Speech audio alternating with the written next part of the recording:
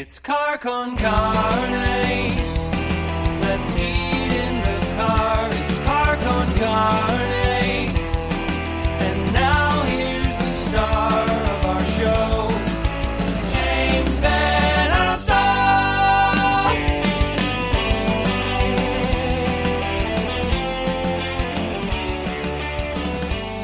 And welcome to Car Con Carne. I'm James Van Ostel. Happy Tuesday night. Car Con Carne is sponsored by our friends at Siren Records, McHenry. They're on Main Street in McHenry. I've said it a million times. Really, one of the only places I think I've been in the past 12 and a half months during the pandemic. It is a happy place for me. Old stuff, new stuff, friendly service. If you go in there saying, I really like this kind of band, what else can you point me to that I might like?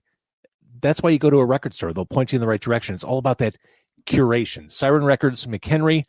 Thanks to them for sponsoring the show. My guest tonight, he is the musician's musician. He is Mars Williams of Grammy Award nominated Liquid Soul, a Chicago legend.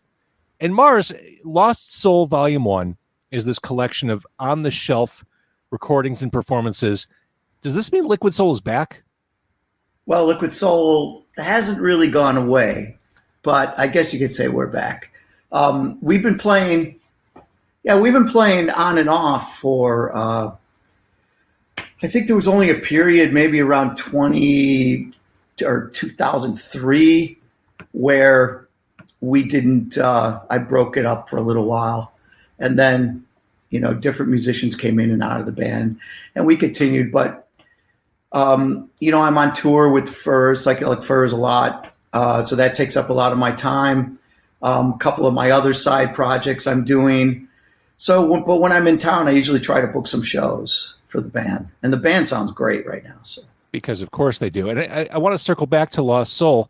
But for people who may not be as familiar with Liquid Soul, which seems unthinkable, but for people who may not be as familiar, let's go back to the beginning. I mean, at the very onset of Liquid Soul, it was you, it was Tommy Klein, it was Jesse De La Pena at Elbo Room. Just this kind of loose collective, all were welcome sort of thing. Talk about those early days.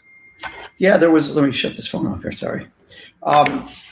So the early days, it was, you're right. It was Jesse De La Pena, turntables, Tommy Klein on guitar. And I can get to that a little later because they're actually the guys that merged with me and sort of Jesse was the one that was bringing this whole idea of the acid jazz of turning me on to music that was starting to happen in England and New York a little bit with the DJ and live musicians. And he was like at the forefront of that. And Tommy was doing some things with him. And I had a group called Act of God that was instrumental group, maybe 4 or 5 guys. I can't remember exactly. And that group, so Tommy Klein was in that also, and Ricky Showalter on bass, and actually Dave Sykott, I think, was on drums. Angus Thomas might have been on bass sometimes, Angus Bangus. But I'm trying to give you an idea of what was happening here. So Tommy was like, we should maybe try having Jesse in this thing. So we started putting both groups together. So both groups kind of merged. So Tommy and Jesse were doing something at the Smart Bar, I believe it was, as the Booty Kings. And it was just, DJ, couple musicians. And then I brought in the group from Act of God, and it became a 5-piece group. And actually some of the songs that were at the beginning of Liquid Soul were Act of God songs that, with the addition of the turntables and what Jesse would throw in there, those songs had turned into Liquid Soul songs. But for the most part, at the Elbo Room, when we came together and played, it was a lot of freestyle jams. Jesse would throw down a beat. We'd all spontaneously create. a song. Or the drummer might start it out, or I might start it out, guitar player might start it out. And I believe at the time, Ricky from Active God was playing bass also. And the original drummer was Tim Mulvena, who was playing sometimes drums, sometimes just percussion along with the DJ. And then eventually Dan Leali came into the group. So that was the core of the band. You don't mind me keep going on about this? Oh, no, this was a very organic thing. The growth of Liquid Soul is very organic. So we also were doing things like taking jazz standards and putting our spin on it, putting some hip-hop beats behind it, jamming along with them. And we started doing the Sunday nights actually at the Elbo Room because Sunday night was, we wanted to do a night of a residency that we could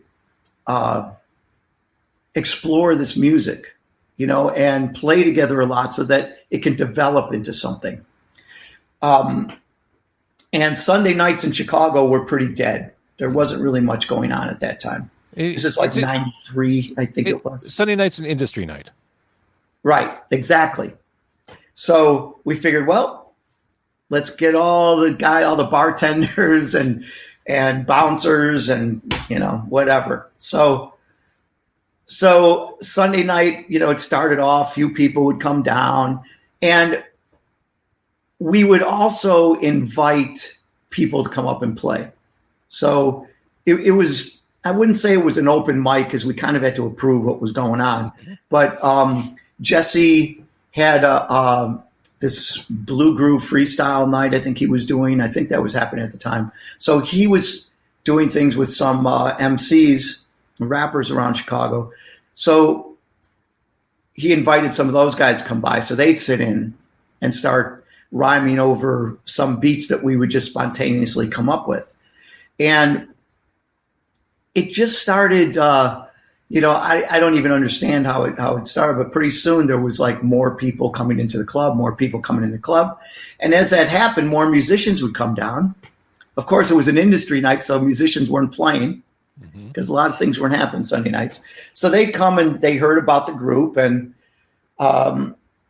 guys like Frankie Hill, keyboard player, he would come in and sit in. And I liked having the keyboard, so he kind of became a member of the band without officially saying so. He was just there every week. And then I think he brought Ron Haynes in on trumpet to come and sit in one night. And Ron sounded great. And then I really enjoyed playing with another horn player. And then Ron came back the next week and the next week. And I said, you know what, we should just keep, I like the two horns, so we'll keep the two horns in there. And to keep going on further, because the first record we did, which is self-titled, just Liquid Soul, which was also on the Soul What Records label, which is my label. We originally put it out on that. And that had that group that I was just talking about. So it was Dan Leali, Rick Showalter, Jesse De La Pena, Tommy Klein, me, and Ron Haynes. And the record was, we had some freestyles on there with some MCs, did a couple jazz standards, just what we were doing on Sunday nights. In fact, some of the stuff was live from the Elbo Room, I believe. And then the band just started growing and the audiences started growing until, before you know it, then we had a John Janowiak, Showtime, was on trombone. And I get spoiled. All of a sudden I'm like, wow, we've got a horn section. I love this sound. And the blend was great between the three of us. So we added that. And the crowds would just start getting bigger and it became the thing. Like celebrities would come down. A lot of the sports guys would come down, like Chicago Bears. They'd play on Sundays, and no matter where they were, if they were out of town, they'd always fly back to Chicago on the plane or bus or whatever it was, and they'd come down to the Elbo Room. and hang out. A lot of them would. And that would also draw some women into the club. And yeah, go ahead. No, I was saying, I bet. I bet. Yeah, and then the Chicago Bulls, we started getting some of that. And this was even before the Rodman period, which we could talk about later. But, sure. Scottie Pippen was down there. But, the Elbow Room had a really low ceiling. Mm-hmm. So these guys had a little trouble being in the venue. And pretty soon Scottie Pippen, I remember, would just park his car outside and pick up the ladies that were coming in. Instead of coming down, he'd just hang out front. What a life. What a life for sure. And you realize, Mars, as you're telling these stories, I mean, I was in Chicago in the 90s. I remember your residencies at Elbow Room and Double Door. But for a lot of people who weren't here during that time, what you're talking about right now sounds like Camelot. As you're talking about this magical time in Chicago, the Bulls are hanging out, the Bears are hanging out. You guys ended up playing Rodman's birthday party. This is like fantasy stuff for people who weren't here. It almost, everything that happened in that decade in particular, to someone who wasn't there, seems almost too unbelievable to be true. Yeah, it's, I wonder if something like that could happen again now. I think it was just the perfect time for it. And, scenes do develop in different cities and kind of organically like this did. And it wasn't like we were setting out for it to be anything big. We just wanted to, work on some music and develop something. And for me, it was a perfect outlet because, if you know anything about my career, I love playing so many different styles of music. Yep.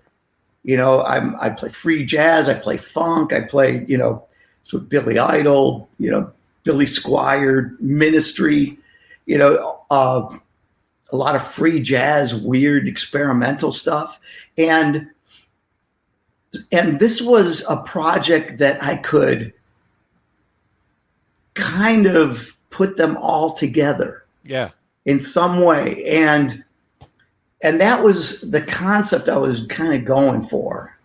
And basically the common denominator was that there was a groove.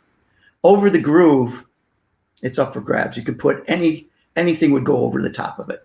And that's how I was looking at it. That's how I was experimenting with it. And it worked. And then, we outgrew the room, and so many people would come and sit in, like guys from Cypress Hill and, oh God, what was her name? Anyway, doesn't matter. But a lot of, I think Medeski Martin would come by, Soul Coughing. I mean, we were bringing these bands in. The first time they would come into Chicago, they were like touring. They needed a place to go, and we'd have them as our opening group on those nights. And that was like their, because we had a built-in audience already. Right. So it was pretty incredible. Then we outgrew the room and we moved on to the Double Door. Right. Because, there was lines down the block and we just couldn't let enough people in there. And the room was so smoky and sweaty and hot. Which was part of the appeal, let's be honest. It definitely was. And as a musician, as an artist, I'm sure this was a thrilling time. I mean, crowds aside, Bears and Bulls aside, what an exciting time to work with all these people who I'm sure as you're improvising and freestyling on stage, I'm sure they were pushing you in interesting directions. I'm sure you were finding new things about yourself as an artist as Liquid Soul was progressing. Oh, definitely. And, I was learning new things that Jesse was definitely turning me on to some different music. And once, it's like you find as a band leader too, you find the strengths in each musician that's in the group and what they bring to the table. So it's another voice that you're using. So when I'm thinking about writing or how the band is developing, I'm thinking of each individual voice and how it's going to come together. And like what Jesse was throwing in there, I'd be like, okay, well, I could have that beat over this, or what Jesse did the other night. And what we did the other night I think I'm going to develop that more and turn it into a tune instead of just a freestyle. Because I'll remember these things, or I'd record them, which. All right, well, let's jump ahead. We can jump back. That's the beauty of a podcast. You recorded so much of what Liquid Soul did on stage. How percentage-wise, how many of those shows do you think you had archived? I said 75%, but it might have even been more than that. So these are all DATs recorded from the soundboard? This was the 90s, so it was first cassettes. This is before not the DATs, and then it was probably DATs or CDRs, mini discs. What other format was going on at the time? ADATs. All I know is that DATs were the music format of the future, and I think there are only 2 functioning DAT players in America at this point. Well, I have one, but the problem is that it was the format of the future, but the tapes deteriorated. Yep. That I found out. So a lot of those 75% of recordings I have, a lot of them are unusable. That's rough. And so you've been sitting on these tapes and CDRs, et cetera, all this time. Had something like Lost Soul been in your head all along? Like at some point, I just want to get some of this stuff out into the universe, some of these archives? It was in the back of my mind as the years went on. I knew I had this stuff, but I wasn't really thinking. When I recorded the stuff, it was mostly for our own purposes, to listen back to what we did, because every night we did freestyles.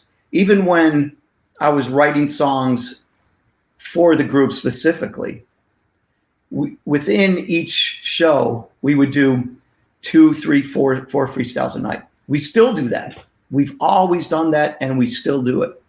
And so we'd listen back to these things and see where we're going with this stuff, and I'm getting more ideas and then turning those into, sometimes I'd record one of the nights and, I'd remember a certain thing that we did that I really liked. And I thought, this can be developed. So I'd go back and listen to it, and we'd do a rehearsal with the rhythm section, and we'd work on it and develop a song out of it.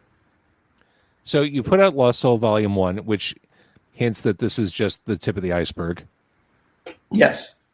There's, right now there's 2 other ones ready to go.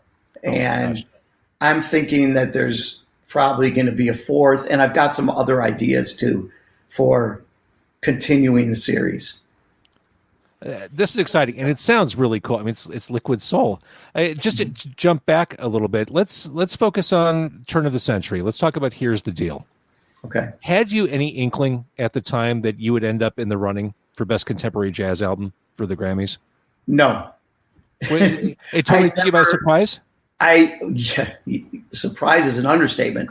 I mean, I never... Being nominated for a Grammy in any context for me, let alone Liquid Soul, was never even a thought.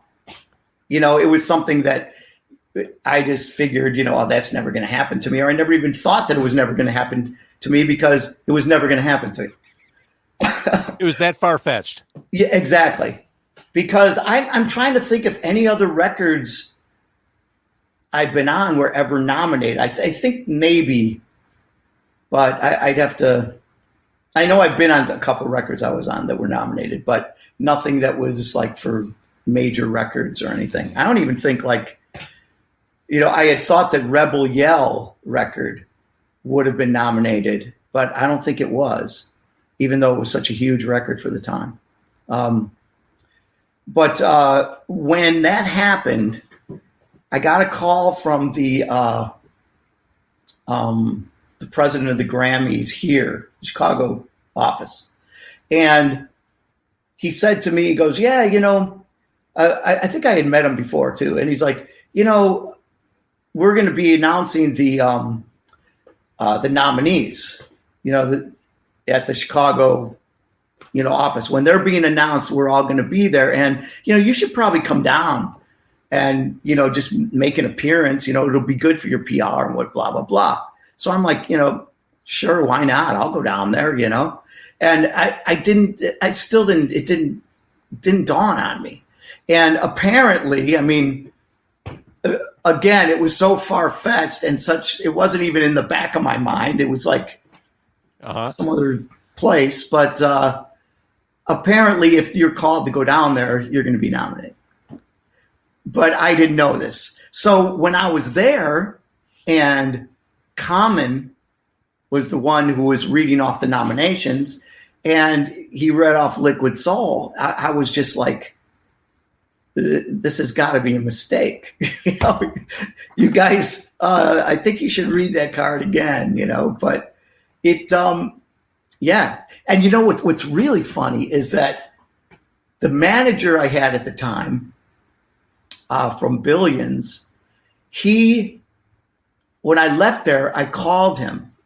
I said, hey, we just got nominated for Best Contemporary Jazz Album. And he's like, oh, no. He goes, you mean you were nominated? It was like in the, when they eliminate and it goes to different levels. Yeah. So then there's like 36 that break down to 5 or whatever. Right. So you're like some preliminary round of voting. You made it that far. Exactly. Yeah. That's what he thought it was, like the preliminary thing. And I'm like, no. And he's like, no, it was just a play. I'm saying, no, man, we got nominated. And I'm like, I know what you mean, because it's a little far-fetched. But really, if you think about it, I mean, it's an honor because it's you're being nominated and voted by your peers, right? Which is pretty incredible. So just the idea that all these people even knew of us was amazing to me. But when I think back on it and I see the stuff that's being nominated over the years, I think it was. I mean, it was cool we did, but I could see that it was a good thing for its time too, because the music was different. We sort of established a sound, a Midwest, yes, acid jazz sound, because it was like no other acid jazz music in the world. Liquid Soul had the Chicago sound. Well, and it was so mass appeal, and not mass appeal like Britney Spears at the time, but mass appeal in that football players from the Bears, hipsters from Wicker Park, people from the suburbs all got it. Mm-hmm. Like it spoke to everyone. It was able to touch all those different lifestyles and interests. That was cool. And you're right, it was a very Midwestern thing. And when you look out at our audience, there was such a mix. And I was just talking to somebody about this recently. It was, every race was represented. There was every genre of music that we mixed in there. So you have like guys that were there for the jazz element of listen to the horn players blowing. They'd be off to the side, just like sitting there grooving and listening. We'd have the hip hop crews coming in there and, listening to the hip hop element of what we're doing, the dance crowd. It was incredible. I mean, it was such an awesome vibe in the rooms. It was great. And again, the turn of the century period, at that same time, roughly the same year you got nominated for the Grammy, there you are opening for Sting in Central Park. Was that your biggest gig at that point? Well, yeah, that was definitely the biggest gig as far as audience attendance and things like that, because it was like, I don't even know how many, 80,000 or something like that. But, there were a lot of highlights. That was an incredible moment for sure. I bet. But, we also did Madison Square Garden twice with Sting. And those were incredible nights. We did Newport Jazz Festival, the first band of our genre, first acid jazz band to ever play Newport Jazz Fest. And then we did the Newport Jazz Fest in Japan, the JVC Newport Jazz Fest in Japan. And that was incredible. I met Roy Haynes, who was like this god drummer, that was, it was incredible. And so, God, there's so many. I can't, I'm sorry, but there's so many that were amazing gigs. And it was just the whole experience of being out there on tour. And, we're playing our original music and we're doing something that we love and we're jamming, and we're playing to, festivals, 20,000 people. And it was, it was, I'm getting goosebumps remembering those times, it was just incredible. And there you are, this group of people creating music for music's sake. Exactly. And being successful on those terms. That's the American dream if you're a musician. Mm-hmm. And you guys did it. And you're still doing it because this collection, Lost Soul Volume 1, is accessible, and it's a peak. It's live stuff, and it's some studio stuff too. Yeah, the studio stuff, when I was digging through the tapes, I was mainly looking for, it was a lot of listening because I'd have to listen to all these shows and try to find, I was looking for freestyles because I'm like, well, I don't want to release stuff of us playing the same songs that are on the records. And so I was looking for freestyles and I'd find these tapes that I'm like, wait a minute, this was like recorded. We would do recordings for the albums. The way we did it to capture the vibe of what the band was and the energy of what the band was.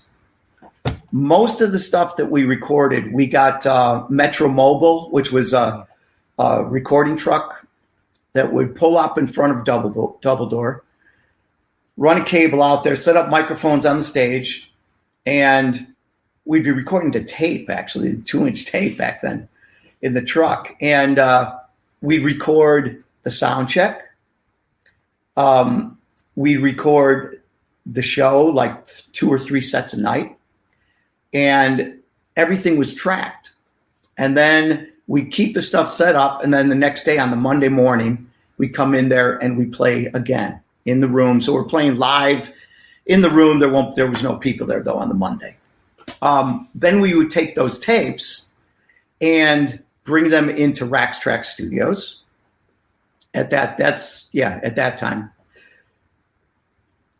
And listen to them and say, okay, well, let's add some more horns here, or let's put some vocals here, or do something, So, but the basic rhythm tracks and a lot of the soloing and all that stuff was the basic stuff that we used on the record.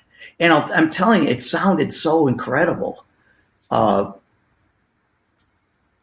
Tim Powell, the guy from Metro Mobile, who's done, the Stones, they used to pull they went on tour with the Stones with that truck, and so many records. He said that the best sounding record that he's ever done is that Here's the Deal record, the one that was nominated. Yeah, I trust his opinion.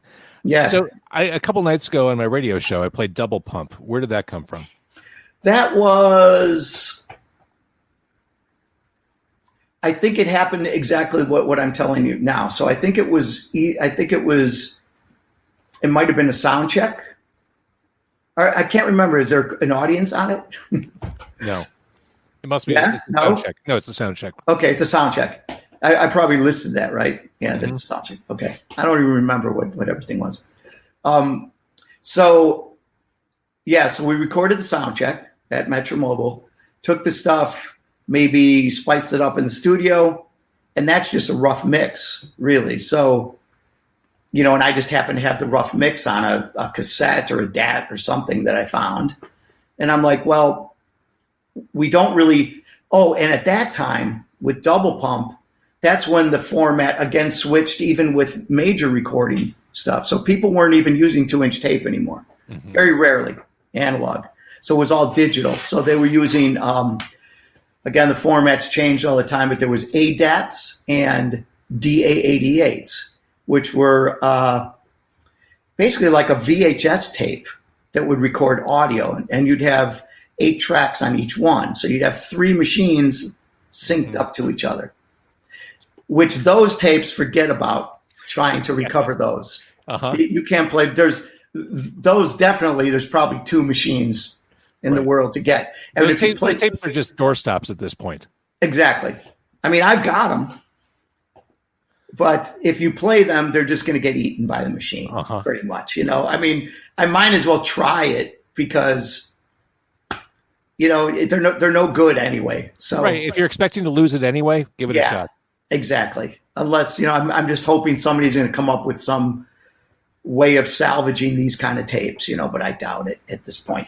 So we recorded it, and so I knew that we couldn't go back and remix this stuff because I didn't even know where these tapes were. But I'm like, you know what, this sounds great, you know, for what I want to do. Because Lost Soul series is like a retrospective of the band, an oral retrospective of the band that shows the progression of what we were doing, you know, from the Elbo room into the double door. And I don't have it listed like that. Like I don't start like volume 1 from the Elbo room or anything like that. It's all kind of mixed up. In fact, I think the latest one on there was from the Abbey Pub in like 2013 or something like that. Right. So, but it just shows I wanted to feel the energy of what was going on those nights, and I hope we captured it. Oh, you nailed it. You mentioned all the different people you played with, from Ministry to Billy Idol, Billy Squier. This tells me 2 things. 1, you're a fantastic player. 2, you play well with others. Is that a Midwestern thing, your congeniality? You know, I've been I don't know. I can't speak for everybody else.